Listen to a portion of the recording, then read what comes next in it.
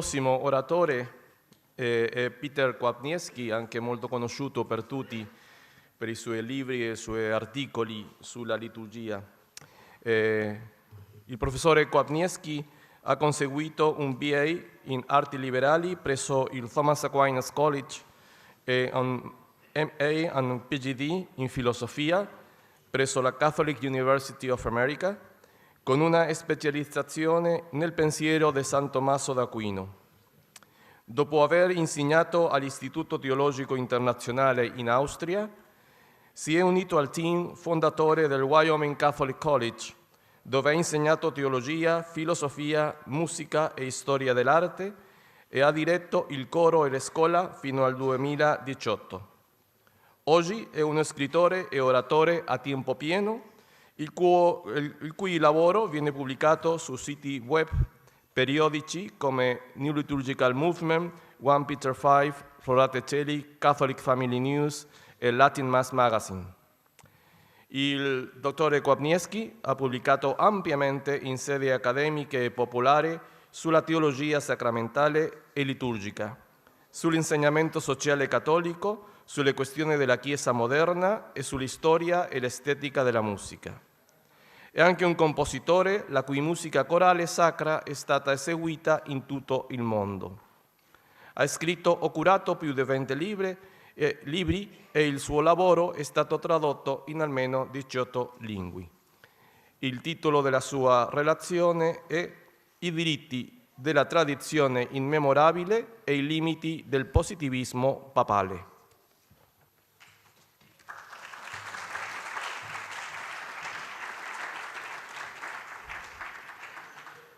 Thank you for that introduction. I've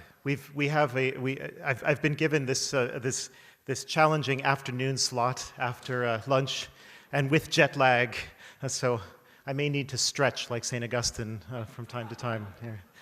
Very ascetical-looking St. Augustine. Yes.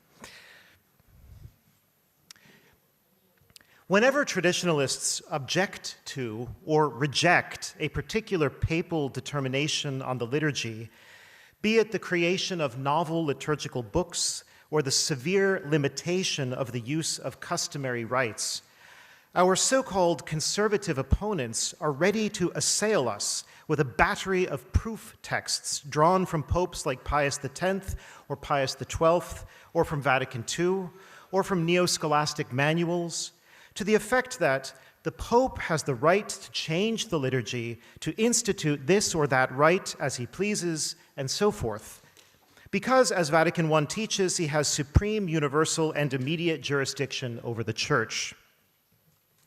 Such an assertion of plenary power over liturgy must, however, be correctly understood. And when we take pains to understand it better, we find that it doesn't prove as much as those who say it think it proves. First, any statement like this is governed by certain implicit norms. For example, that the Pope can institute or alter rites has never been taken to mean that he can abolish a rite altogether. For example, one of the Eastern rites of the Eastern sui juris churches, over which he is technically the supreme head with universal and immediate juridical authority. And if he were to do so, the Byzantine Catholics would be fully within their rights to ignore his action altogether and carry on as if nothing had changed. There are misuses or abuses of authority that cancel out its action, and we are capable of formulating criteria for such cases. Second, the Pope may arguably have the authority to institute new rites, but these would be supplemental to and not in contradiction to traditional rites. Put it this way, the only basis on which a pope can justly introduce a new edition of a liturgical book that supplants a former edition is if there is manifest continuity between the old and new books, so that one can truthfully say it is the same book, only augmented with new feasts, or edited in minor ways, or purged of typographical errors, and so forth. That is why we can say each editio typica, or official edition of the Missal of Pius V, the 1604 editio from Clement VIII, the 1634 from Urban VIII, the 1884 from Leo XIII, and the 1920 from Benedict XV, is still the same missal, containing the same Roman rite. When, however, we reach Pius XII's severe alterations to Holy Week, which made their way into the Editio Typica of John XXIII, we are already looking at a seriously problematic situation. It is not possible to claim that the Pacellian Holy Week is essentially in continuity with the cumulative preceding tradition. So in the 1962 Missal, there is already a compromising crack in the structure, as it were. And this was interpreted by many liturgists at the time as the anticipation of and invitation to a total alteration, a substantial change yet to come. Once we get to the Novus Ordo Missal, in which only 13% of the euchological or prayer text material is identical to that which is found in the 1962 Missal, only 13%, we are manifestly dealing with a different missal, having, of course, some generic resemblances, but certainly not in the same line of development, not another individual of the same species. Hence, it is a new rite of Mass, and the same can be said of the other new sacramental rites. And so logically, its introduction does not abrogate or obrogate the old rite of Mass. It simply joins it as a sibling. Again, I'm giving here the most positive interpretation possible. In no way, shape, or form could Paul VI's action be construed as a replacement of one Roman Missal with another edition of it. And he himself seems to have recognized this fact quite clearly, because for the first time since 1570, he did not include Pius V's bull Quo Primum at the head of his missal, signifying that it no longer belongs to the family of papally sponsored missals inaugurated but not created in 1570. As Cardinal Alphonse Stickler said, quote, "It cannot escape experts of the old liturgy what a great distinction exists between the corpus traditionum, which was alive in the old Mass, and the contrived Novus Ordo, to the decided disadvantage of the latter. Shepherds, scholars, and lay faithful have noticed it, of course, and the multitude of opposing voices increased with time. It is becoming clearer and clearer that the radicalism of the post-conciliar reformers did not consist of renewing the Catholic liturgy from its roots, as one might do by applying a well-chosen fertilizer, but in tearing it from its traditional soil. The reform did not rework the Roman rite, which it was asked to do by the Liturgy Constitution of Vatican II, but uprooted it." Unquote. Hyperpapalist apologists, those who defend the idea that the Pope has a virtually unlimited power to change the liturgy, are wrong, precisely because of the way they have framed the conversation.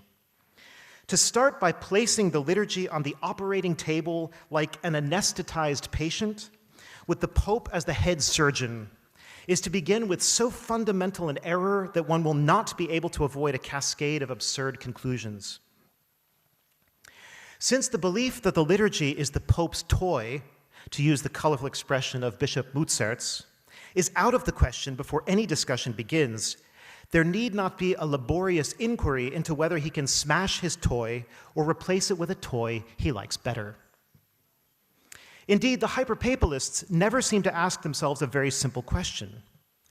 If what they maintain were true, then why has no pope prior to modern times ever behaved as if it were true? Put differently, how does one explain the fact that of 266 popes, only a handful have made significant changes to the liturgical rites, while the vast majority of popes have been content to hand on what they have received with a default conservatism? And of those popes that made the most significant changes, why should it be the case that most of them are concentrated in the 20th century, indeed in the second half of the 20th century? And can we explain why, if we take all the changes of the popes prior to Paul VI and put them together, they would still weigh less in the balance than those that Paul VI alone pushed through? Judging from the actions and words of popes, that is, when they spoke of it at all, and the general practice of the Church, the impression one gains from Catholic history is that the sacred rites, not just the form and matter of the sacraments, are a hallowed inheritance to be revered and followed with humility. The idea that a pope, especially after a long period of stability, could draw up new rites from scratch was unthinkable. So the problem I have with some of today's apologists who dig up old scholastics who go on at length about how the Pope can do practically anything he wants with the liturgy is that they, both the apologists and the scholastics on this point, are acting like ivory tower intellectuals who are defending a principle that, in fact, is irrelevant to the actual historical record and life of the Church. If a pope were to change everything but the matter and form of a sacrament, he would deserve total condemnation from an ecclesiological, anthropological, spiritual, and every other point of view, regardless of whatever arguments might be made for his supposed authority to do it. Nor would the Christian people have tolerated something like that in healthier times, before the mental corruption of hyperpapalism had infected both their brains and the brains of the popes, with a legal positivism that destroys habits of mind and affections of heart. Shouldn't we take more seriously the fact that for 15 centuries, that's a rather long time, you know, the Church was able to proceed in her liturgical life without the need for a centrally curated, papally promulgated missal? For 15 centuries, Christendom had tens of thousands of missals scattered on tens of thousands of altars, copied by hand from one generation to the next, without the nihil obstat and imprimatur, so to speak, of the Roman pontiff. I'm not saying that there wasn't an emergency situation that called for the Council of Trent and St. Pius V's centralizing moves, but rather that we can see from 3/4 of the Church's history that the liturgy was obviously something that belonged to and was seen to belong to the Church as a whole. It was not anyone's property to dispose of, but everyone's privileged inheritance to receive and hand on. Certainly the Pope can insert himself into this process, but precisely on the condition that he too, as a member of the Church, a recipient of tradition and a guardian of the status ecclesiae, does not treat the liturgy as his own property to dispose of, by which I mean radically alter or abolish.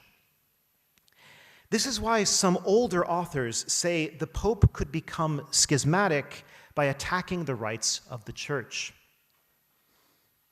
It's not simply a question of bare validity, which is what a materialist, reductionist mentality would find sufficient, or perhaps exhaustive. It's about the honorable standing of the rites of divine worship in the sight of God and of the Church, which endows them with a certain priority over any member of the Church. It is for this reason that a Catholic should prefer to have someone like Alexander VI as Pope over Paul VI or Francis any day. Alexander may have been a bad man, morally speaking, but he did not dare to touch the traditional rites of the Church. He celebrated the papal Mass with respect for the rituals and rubrics as any believing Catholic would do. What we are dealing with, I suppose, is a typically modern, Enlightenment, liberal, individualist, secularist failure to understand or even to acknowledge the concept of tradition as such. What room is there for paradosis or traditio in a worldview of nominalism and voluntarism, where the Roman rite can be whatever the Pope says it is, regardless of continuity or rupture with the past? It seems to obliterate any positive meaning to Christian history in itself, seeing only the present moment as having any weight. The reason why popes did not act in accordance with the theories of, for example, Franzelin, is that they actually had a healthy, inherited, almost instinctive understanding that the rites are an expression of the living faith of the Church and of the working of the Holy Spirit across the centuries. To change these rites substantively would therefore be to undermine the stability of the lex credendi and to reject the gifts of providence. Needless to say, this is a serious crime. With this perspective in mind, let us return to the great Pope St. Pius V.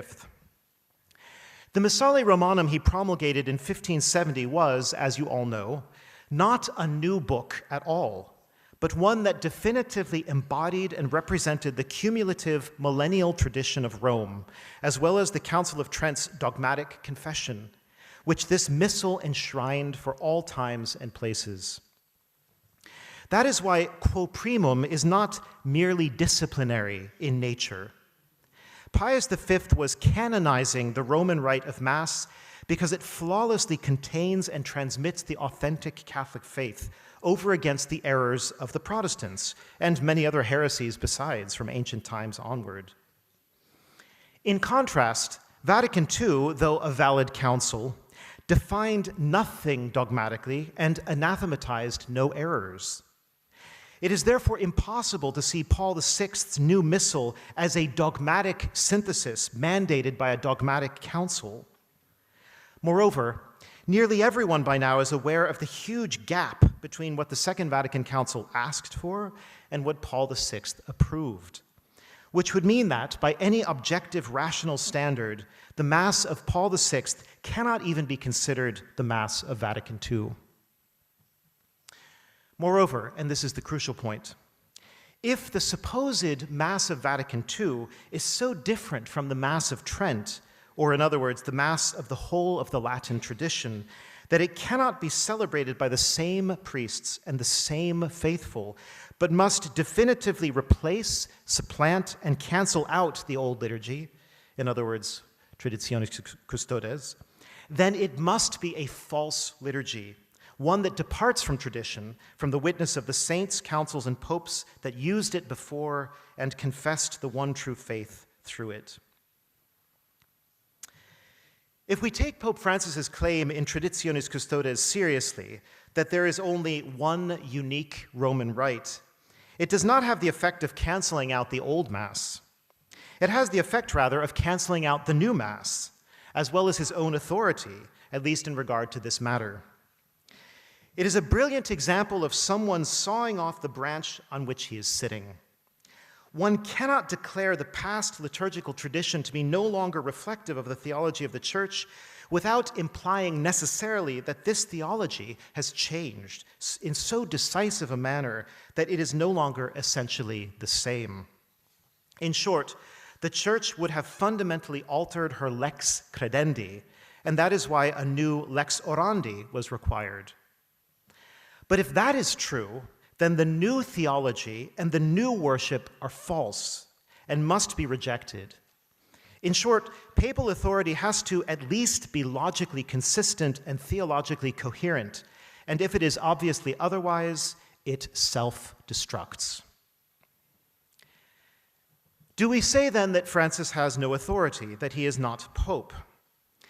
If he is pope, surely his documents are magisterial and his determinations, as with a motu proprio on liturgical law, carry force.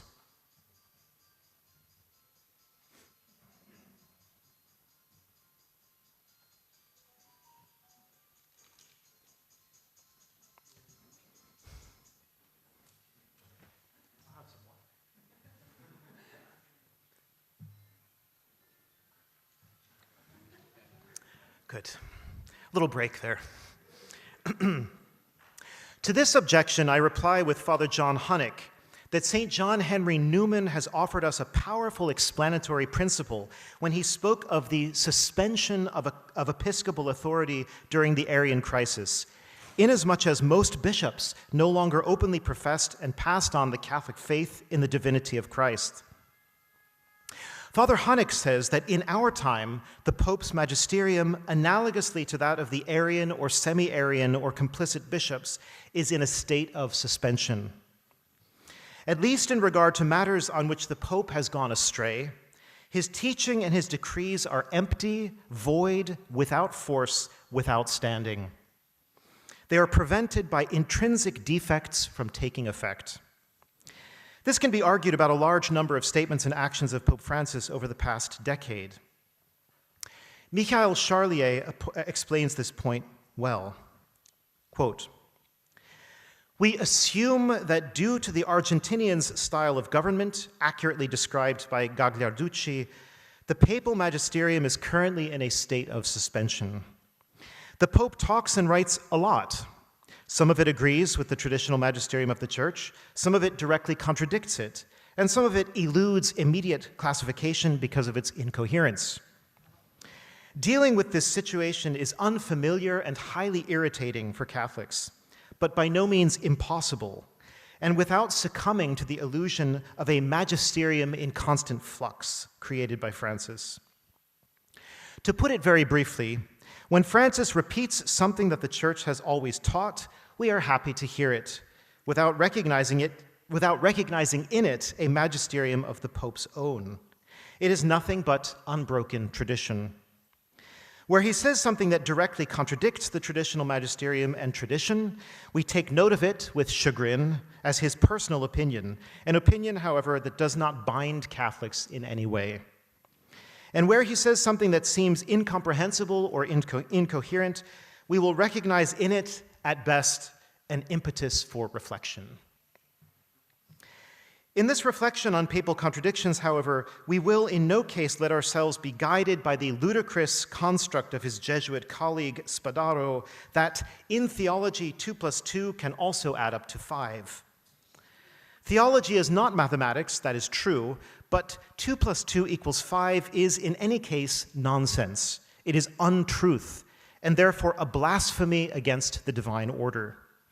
Such a thing cannot become the content of the ecclesiastical teaching authority, even if a pope should say it." Unquote. In this connection, it is worth bringing up a key distinction made by Father Chad Ripperger.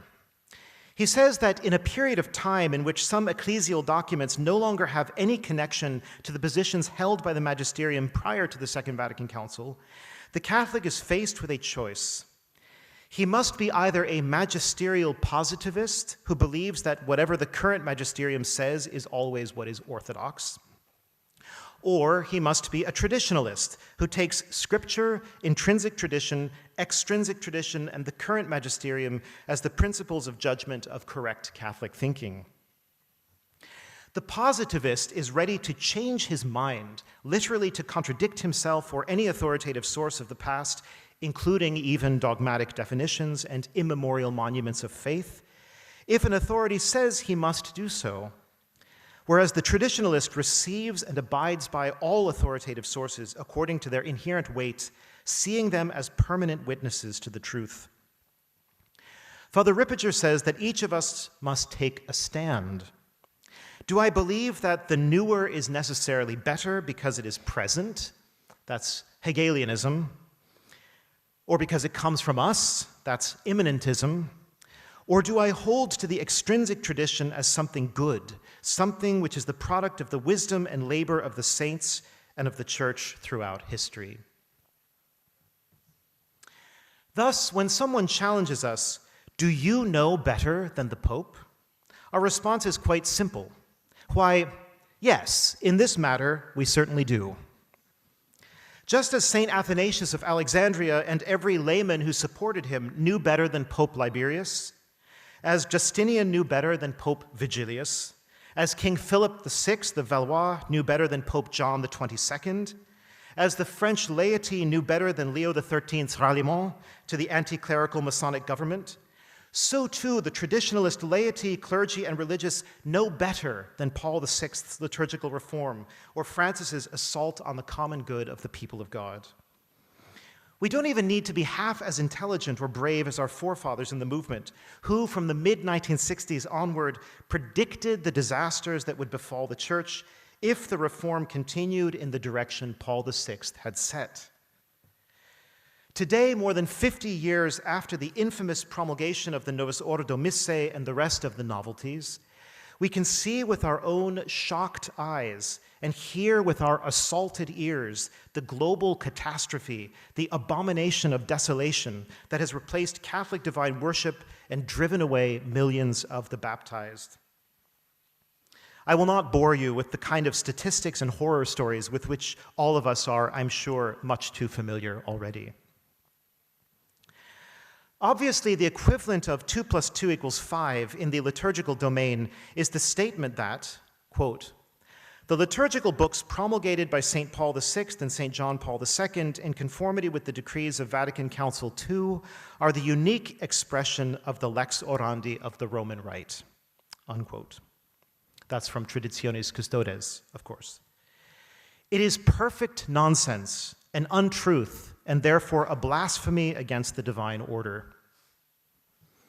Even as a habit of lying begins with white lies and moves on to more and bigger lies, gathering momentum along the way as a boulder rolling down a hill, so too, starting from this primordial falsehood, Pope Francis, Cardinal Roche, and other enemies of the liturgical heritage of the Church gain momentum as they seek the eventual abolition and extinction of the usus antiquior from the face of the earth.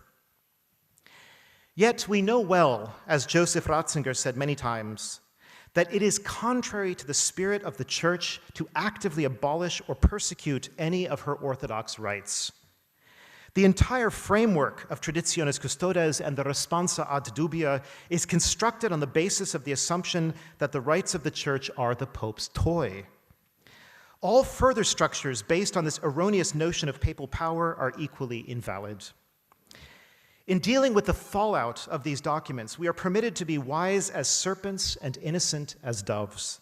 In other words, to be pragmatic and find workarounds and temporary compromises.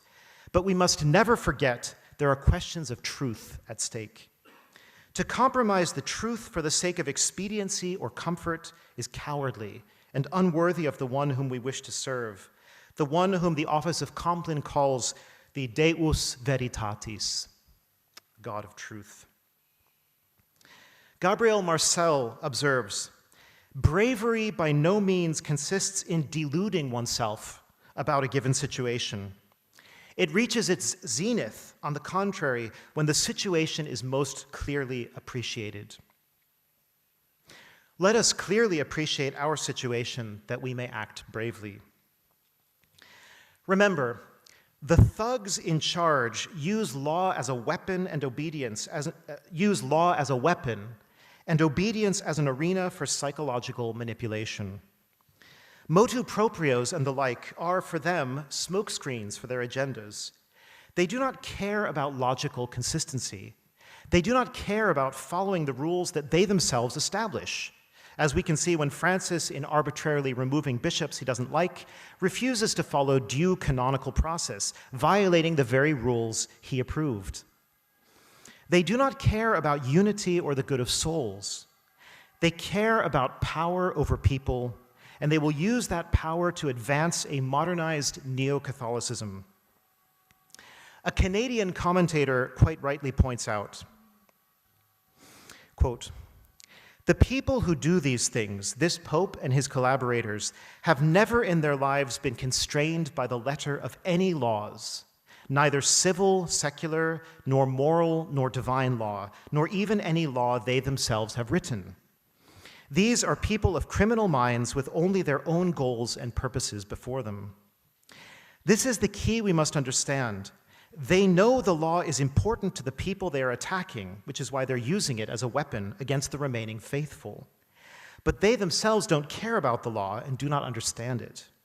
They have a completely prescriptive, deterministic, positivist view of the law. The mind of a tyrant is like the mind of a 6-year-old child. The law is what is written down, and you must obey it. There is no higher law, no concept that the law serves a higher set of purposes or has principles that lead or guide it. Though they will happily mouth such nostrums, not one of them has ever conceived of laws as servants to any greater good. Law equals power, unquote. Knowing this, knowing that rulers in the Church are abusing their authority and weaponizing canon law, we also know that our principled resistance is not a matter of being disobedient. This is such an important point. It's recognizing with one's faith and reason what is inherently right and doing it in the fear and love of God, without begging, wheedling, or apologizing.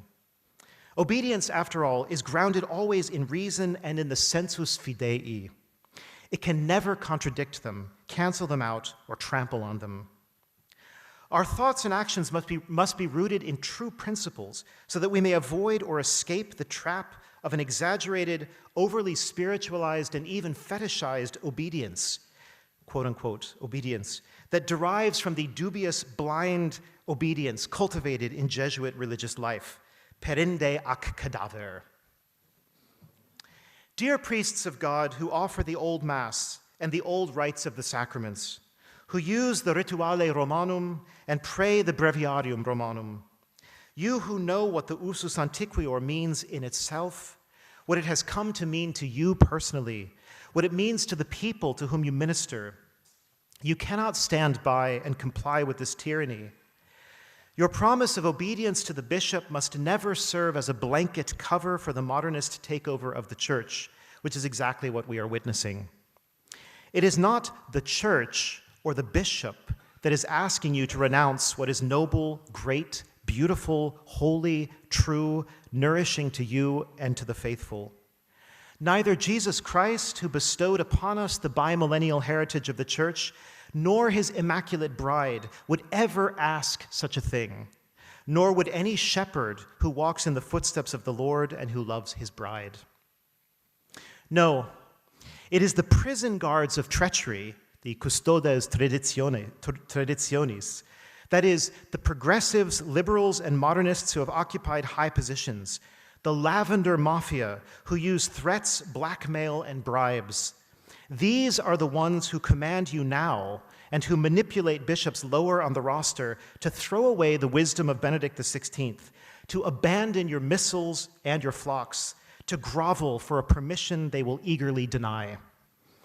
These men would rather see a dying church wedded to a dying modern West than a living church rediscovering the joy of her youth.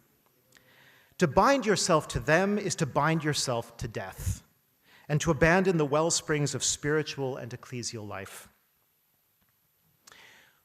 We know that the liberals, progressives, and modernists are wrong in what they are saying and doing precisely because it is un-Catholic or anti-Catholic. The traditionalists are the ones who are striving to live and fight for what is and has always been and will always be Catholic. Do not let conservatives get away with claiming there is a logical parallel between, for example, dissenters from Humanae Vitae and so-called dissenters from Traditionis Custodes. There is no parallel. The situations are, in fact, contraries. We obey Humanae Vitae for the same reason we reject Traditionis Custodes. That is, we adhere to the constant teaching and practice of the Church, which has ever been against contraception and ever in favor of liturgical tradition. There is a mentality of legal positivism that must be overcome if Catholicism is to flourish again. It is a tremendous sickness to reduce the treasury of the faith to a schoolroom exercise in connecting canonical dots or checking off boxes of compliance. There are higher laws and higher goods at stake. Just as philosophy and reason itself have nearly been asphyxiated by scientific positivism, so theology and faith are being asphyxiated by legal positivism. I say this to all tradition-loving Catholics across the world who are or may soon be faced with unjust and burdensome restrictions, like those imposed on the faithful in Washington, D.C., Arlington, Virginia, Chicago, and Savannah. Yes, pray for your bishops, pray for the Pope, pray for your enemies and persecutors, fast and pray that the demons may be cast out and peace restored. But do not put your own salvation at risk by obeying that which must never be obeyed, that which must be resisted. In many ways, our situation is bleak. Is it time for us to surrender to despair? Of course not. We pray more than ever. We support the TLM and its priests more than ever. We give our money only to good causes. We show up at public events like this one and at protests. We learn from our tradition-loving forefathers in the 1970s. We never give up the fight. We take our inspiration from the clear thinking and courageous priests of the decades immediately following Vatican II, who refused to comply with what they knew was disastrous to the life of the Church. The brilliant Father Brian Houghton, the formidable Father Roger Thomas Calmel, the monastic founder Father Gérard Calvet, the forthright Abbé Georges Denon, Father Gomer de Paul, Father Yves Normandin, Father George Catherine, of course, Archbishop Lefebvre, and many others, including priests who tried to say the new Mass for a while and then gave it up as a lost cause. We owe a huge debt of gratitude to all of these priests, and a few bishops too, for keeping the flame of tradition burning bright in a dark time, when it almost seemed as if, after all, Hannibal had conquered Rome. Maybe I should say Annibale had conquered Rome.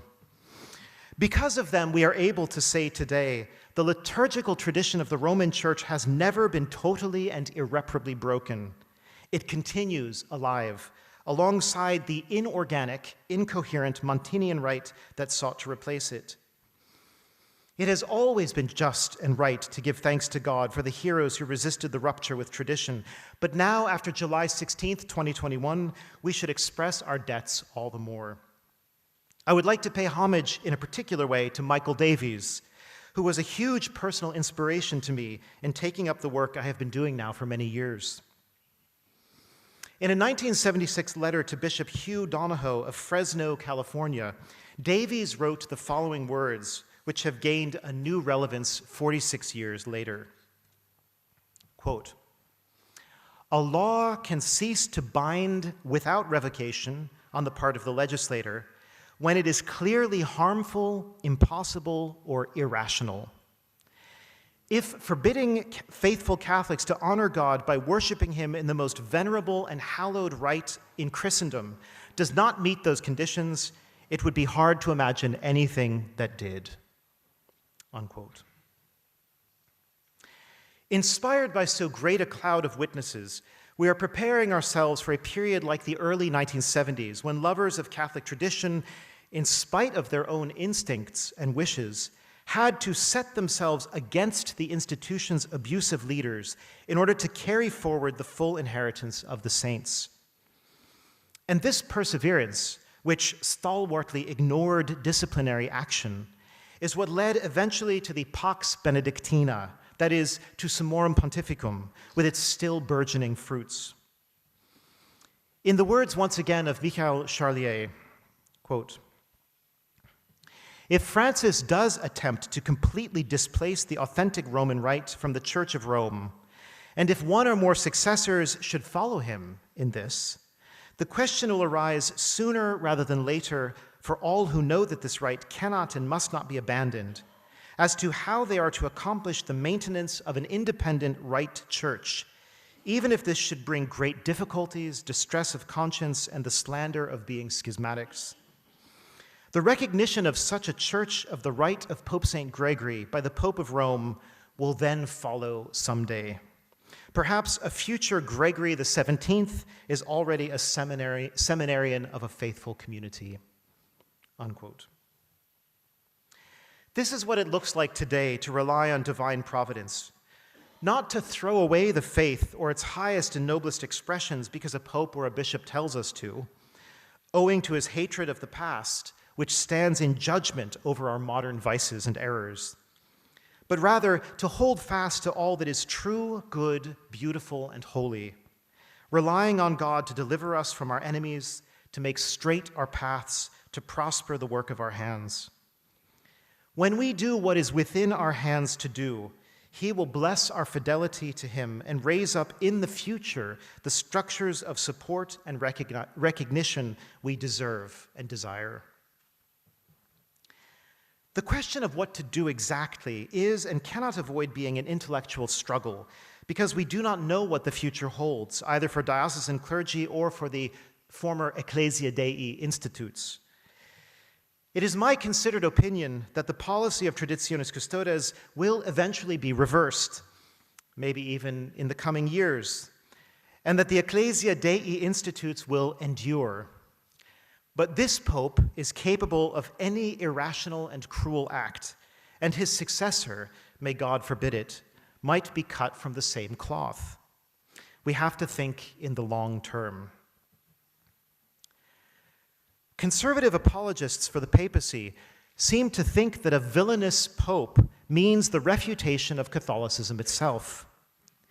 If they actually believe this, and it seems they've painted themselves into that corner intellectually due to a simplistic reading of Vatican I, then it's understandable why they defend the Pope even when he acts to destroy the very thing he is obliged by his office to uphold and protect. Concerning the way out of this unprecedented crisis of an ecclesiastical autoimmune disorder, I think it's fair to admit no easy answer presents itself, and no solution may emerge for years and even decades. It is fair to say, I think, that Catholicism cannot persist indefinitely without a pope who actually does his job, and at the very least does not actively carry out villainy by attacking the thing he is supposed to defend. But it seems to me such a state of dysfunctionality is possible for a long period of time. How long? There's no way to know.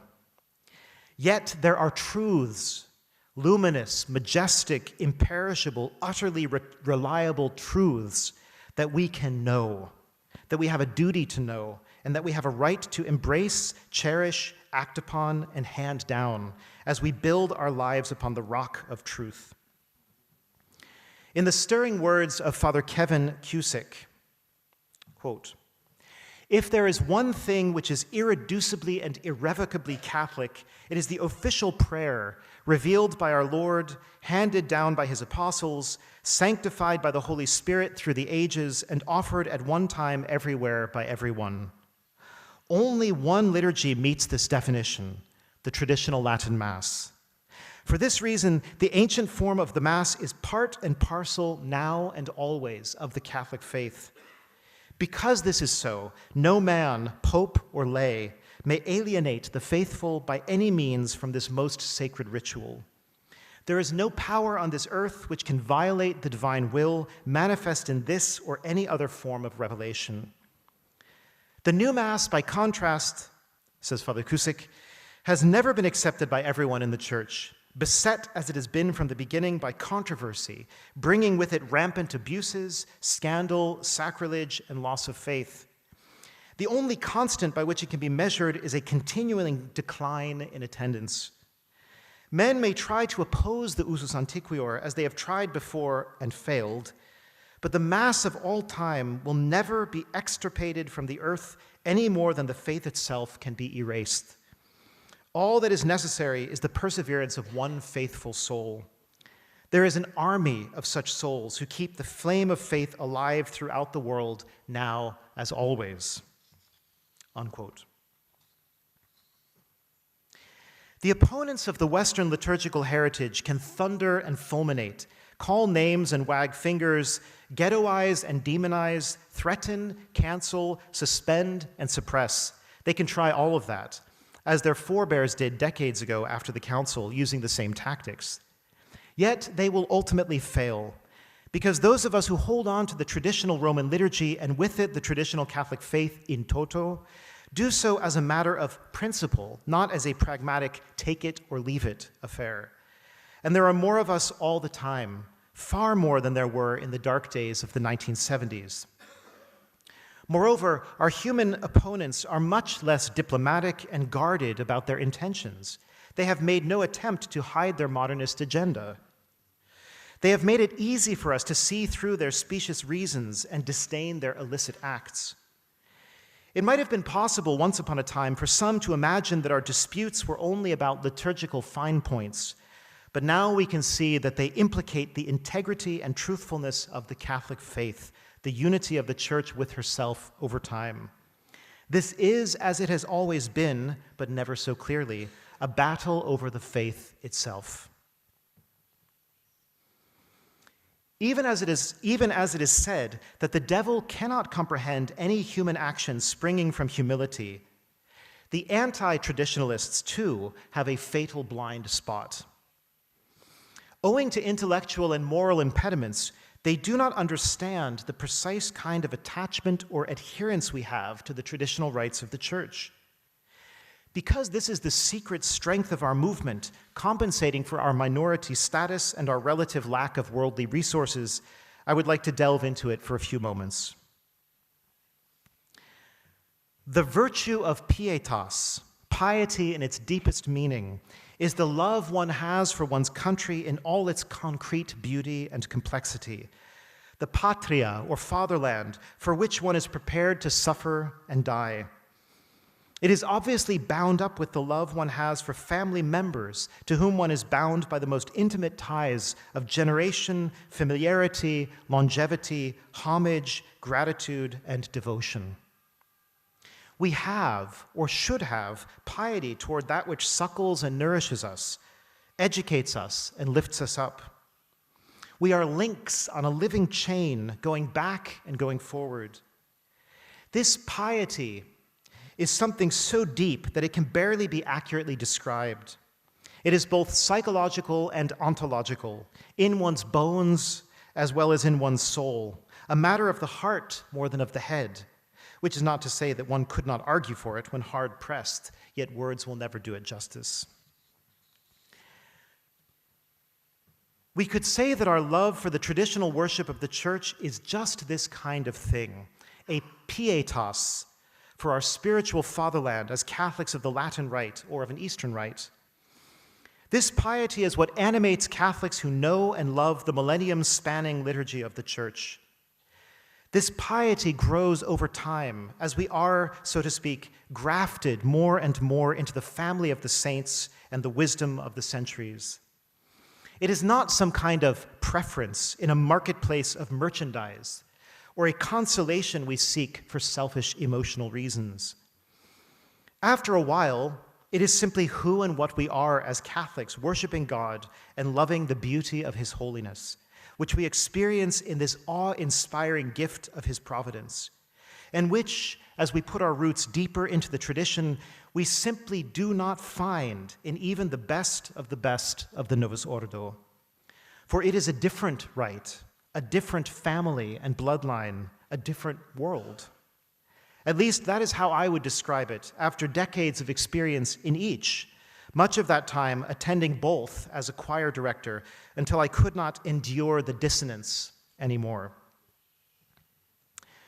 We would just as soon give up the ancient rites of the Church as we would give up our mothers and fathers, our husbands and wives, our sons and daughters. Because we are dealing with a spiritual, ethical, existential bond at the core of a person, we can see that the attacks on the traditional Latin liturgy are destined to fail, broadly speaking, and indeed will even backfire.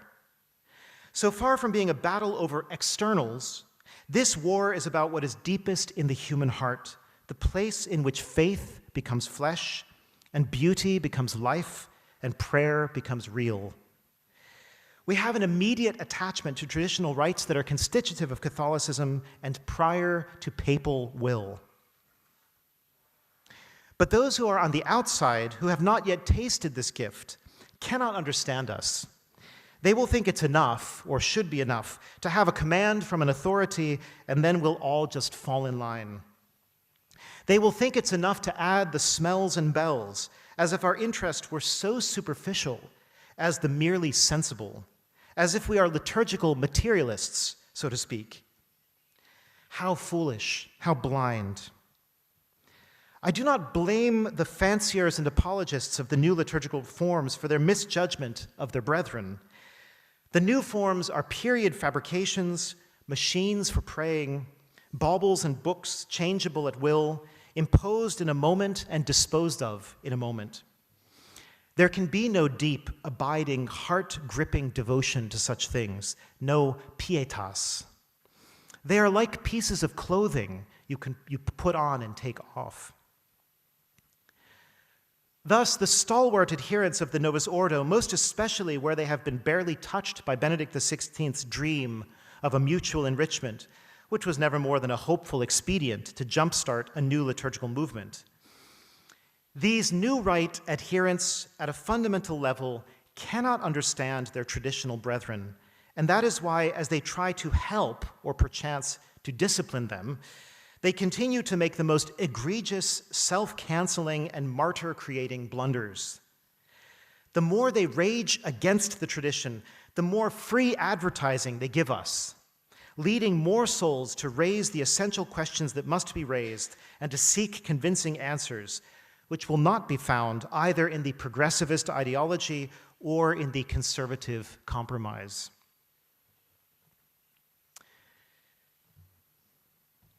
In conclusion, Pope Francis and his court say they want unity in the worship of the Latin Rite Church.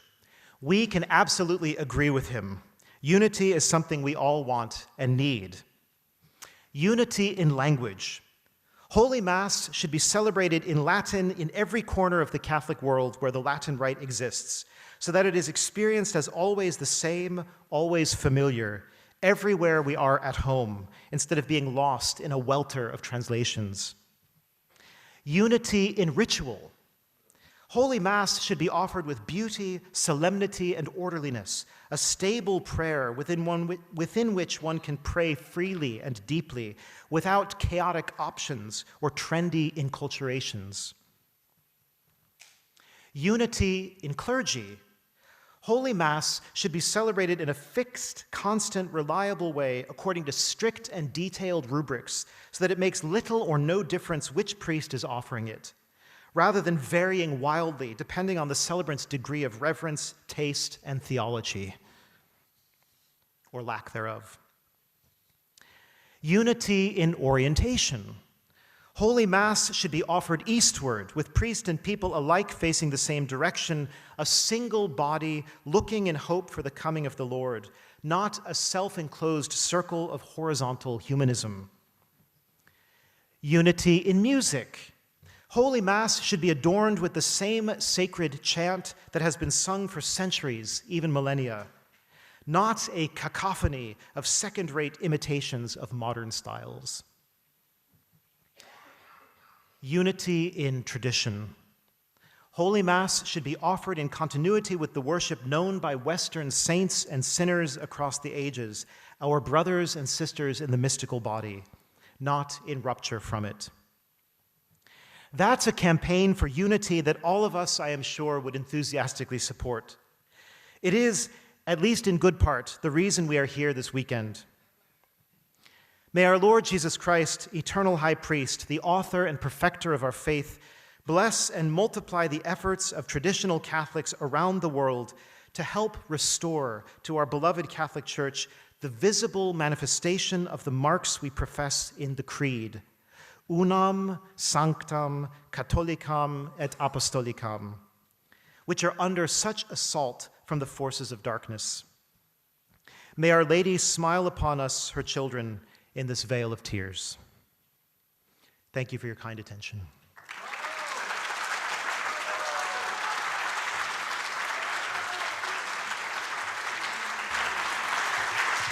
Thank you. Thank you very much.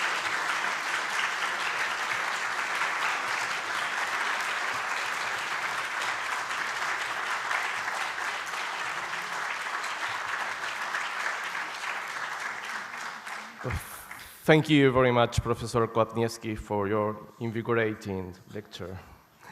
We have some time for questions and comments. It just makes it easier for us. Thank you for an absolutely brilliant and stimulating talk. I was struck by how you spoke about the generic similitude between the two books we are speaking of. I wonder if it is actually even more dissimilitude than perhaps you have mentioned. Perhaps it is merely analogical, given that there's only 13%. It will be an analogical. And I say that because when we are looking at the old rite, we are looking at something organic, which has an inner principle of life. So development is natural, whereas when we are looking at this toy, it's basically an artifact, a construct by a commission. And so we are comparing that which is natural and can develop organically to something which is a construct, an article which has no inner principle of life, but merely extrinsic, imposed upon it at the whims of the constructors, the commission. Yes. I quite agree. So, in fact, I argue this in my most recent book called The Once and Future Roman Rite. I make the argument that the modern rite of Paul VI, not only is it not the Roman rite, but it's the first, in a way, the first post-historical liturgical rite. It's a para-liturgy with a valid consecration. It's because to have a liturgy by definition includes traditio in it. It includes the accumulation of the piety of the church over the ages. And everything in the Novus Ordo is modern because everything had to be reviewed by the committee and then approved by the committee. So even the old things that are in the new rite are modern because of the process in which it was made.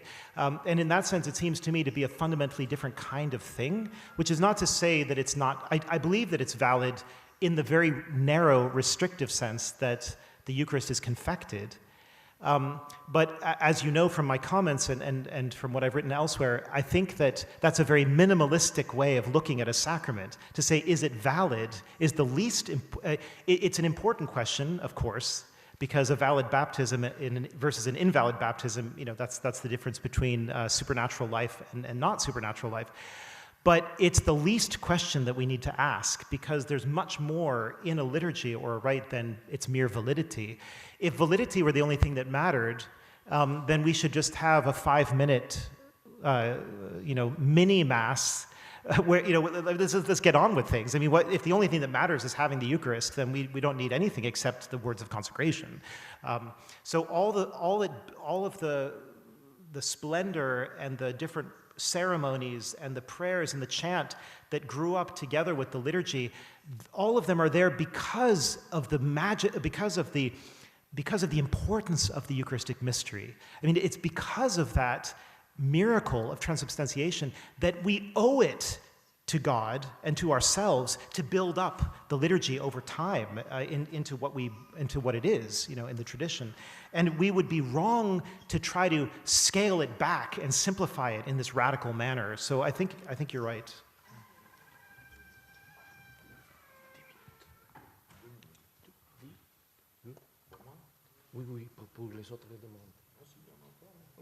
There is another question? Yes, please.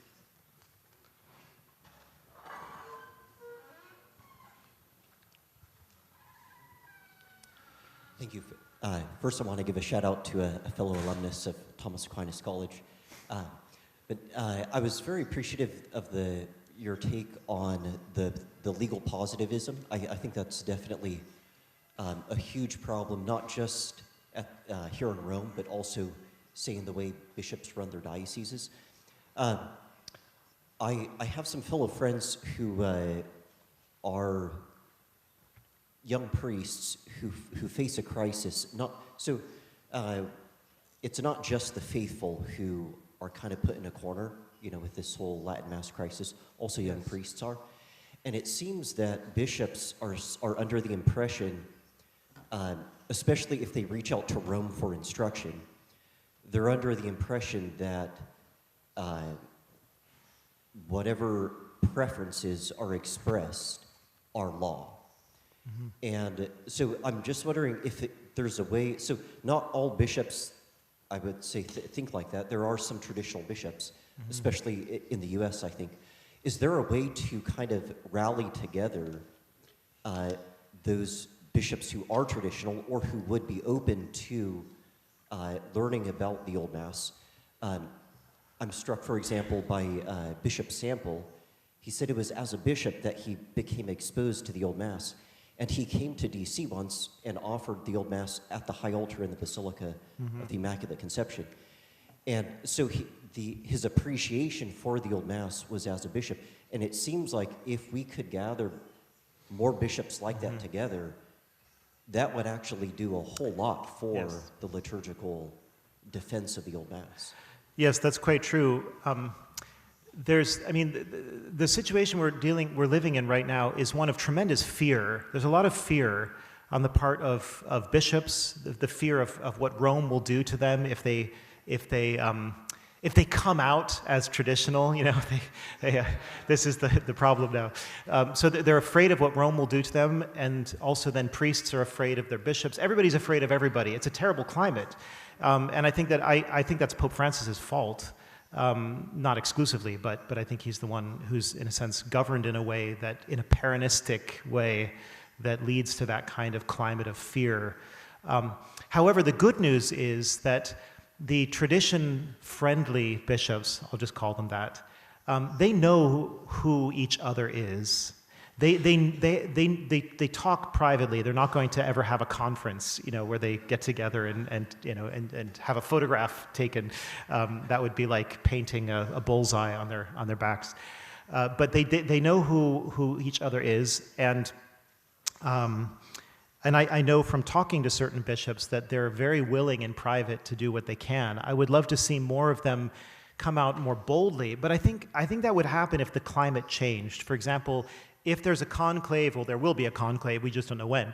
When there's a conclave, if a pope emerges who is either more conservative, which is definitely possible if you look at who the papabile candidates are, or even just a classic liberal who's willing to let 1,000 flowers bloom and just allow people to do whatever they wish, then I think there would be an amazing dramatic change fairly quickly in that kind of new environment. So we pray, we hope, and we work. Meanwhile, we keep working. Yeah. Thank you very much again, Peter.